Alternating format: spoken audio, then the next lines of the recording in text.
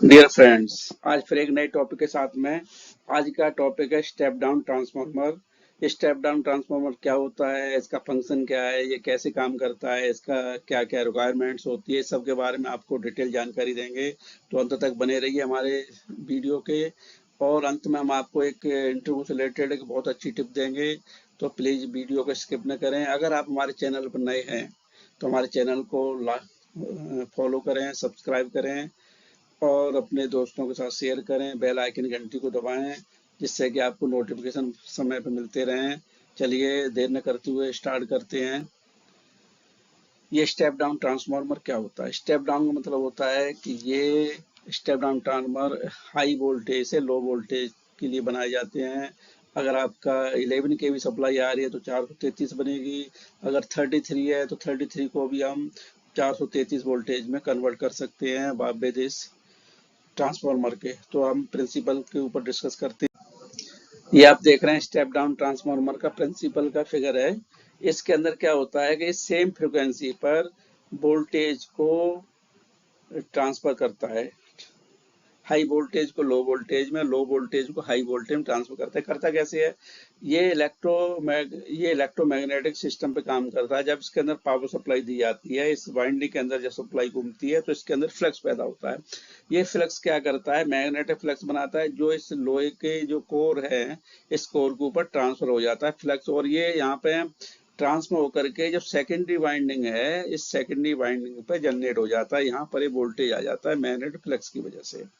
तो अगर इसमें ये आता कितना है, जब इसकी अकॉर्डिंग वाइंडिंग आप देख रहे हैं कि प्राइमरी में काफी सारे टर्न्स हैं और सेकेंडरी में ये कम टर्न्स है। इसका मतलब है कि यहाँ पे प्राइमरी में हाई वोल्टेज है 11 केवी, या इसमें सेकेंडरी आप देख रहे हैं 433 वोल्टेज है। तो इसमें प्राइमरी में टर्न्स ज्यादा होते हैं, सेकेंडरी में टर्न्स कम होते हैं।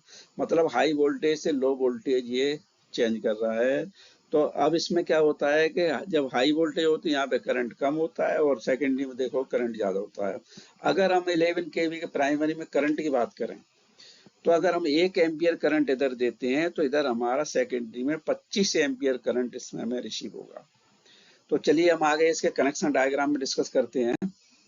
अब आप देख रहे हैं स्टेप डाउन ट्रांसफार्मर का एक कनेक्शन डायग्राम है। इसके अंदर आप देख रहे हैं कि इस वाइंडिंग जो होती है प्राइमरी और सेकेंडरी, आपने अभी फंक्शन समझा। अब यहाँ पे हम कनेक्शन आपको समझाएंगे। इसमें क्या होता है कि प्राइमरी में आप देख रहे हैं कि ये जो वाइंडिंग है, इसका जो सर्किट ये है आपका डेल्टा। ये डेल्टा वाइंडिंग है। इधर आप देख रहे हैं ये स्टार वाइंडिंग है। ये वाइंडिंग के तरीके हैं कि किस तरह की वाइंडिंग की गई है। इसमें ये स्टार कनेक्शन है और इसमें डेल्टा कनेक्शन है। इसमें क्या होता है कि तीनों इसके आर वाई बी तीनों एक जगह पॉइंट पे जोड़ दिए गए हैं। इसमें यहाँ पे 11 केवीए या 33 केवीए। इस पे कोई भी जब डिस्ट्रीब्यूशन ट्रांसफार्मर में 11 केवीए भी आती है, 33 भी आती है, तो कोई भी सप्लाई आ सकती है इसमें डिस्ट्रीब्यूशन में।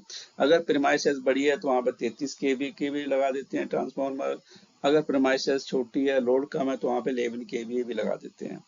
अब आप देखेंगे कि यहाँ पे जब सप्लाई दी जाती है तो फ्लक्स पैदा होता है। फ्लक्स यहाँ पे कोर पे ट्रांसफर हो जाता है। मैग्नेटिक फ्लक्स जो है यहाँ पे, फिर ये दूसरी जो वाइंडिंग है यहाँ पे सेकेंडरी, इसके ऊपर वो जनरेट हो जाता है यहाँ पे वोल्टेज। अब इसमें देख रहे हैं कि इसमें वाइंडिंग दूसरी है, इसमें स्टार वाइंडिंग। स्टार वाइंडिंग में क्या है कि 3 सिरे तो तीनों फेस के हो गए, आर वाई और बी।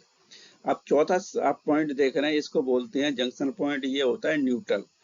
तो इसको हम क्या बोलते हैं? 3 फेज 4 वायर सिस्टम ये बोला जाता है, क्योंकि इसमें 3 फेज मिल जाते हैं और चौथा मिल जाता है जंक्शन से इस पॉइंट मिलता है, इसको बोलते हैं न्यूट्रल पॉइंट। अब इसके दो रीजन होते हैं। एक तो हमारी यूटिलिटी में जितने भी इक्विपमेंट होते हैं वहां पर फेस की जरूरत पड़ती है, न्यूट्रल की जरूरत पड़ती है, तो इसलिए हमें न्यूट्रल यहाँ से मिल जाता है। दूसरा क्या होता है, इस न्यूट्रल से इसलिए हम सारे इक्विपमेंट को हम चला सकते हैं। और इस न्यूट्रल को एक जैसे मैंने कहा था आपसे कि मैं एक बहुत ही इंपॉर्टेंट टिप दूंगा, एक अच्छी चीज बताऊंगा इंटरव्यू से रिलेटेड।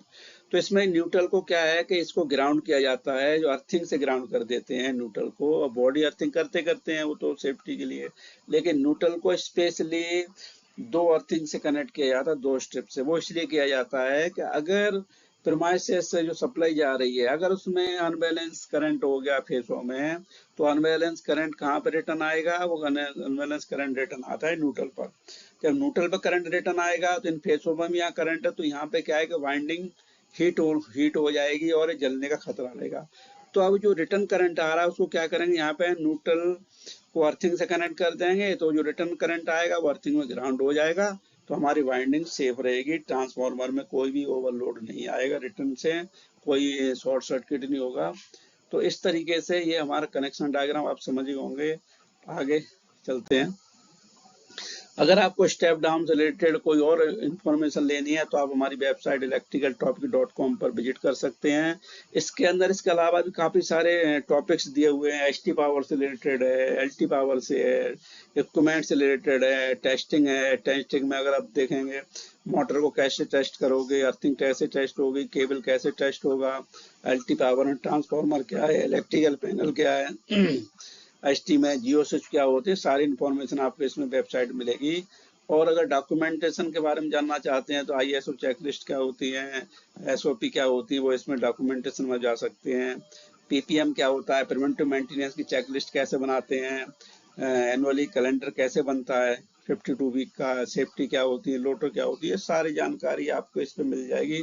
इसके अलावा भी अगर इसमें कोई क्वेरी आपके रह जाती है तो आप कमेंट बॉक्स में हमें कमेंट करिए, हम आपका जरूर आंसर देंगे। तो थैंक्स फॉर वाचिंग। अगर आपको वीडियो थोड़ा सा भी आपको अच्छा लगा हो तो हमारे वीडियो को लाइक करें और अपने दोस्तों के साथ शेयर करें। बने रहिए हमारे साथ, हंसते रहिए, मुस्कुराते रहिए। Thanks for watching.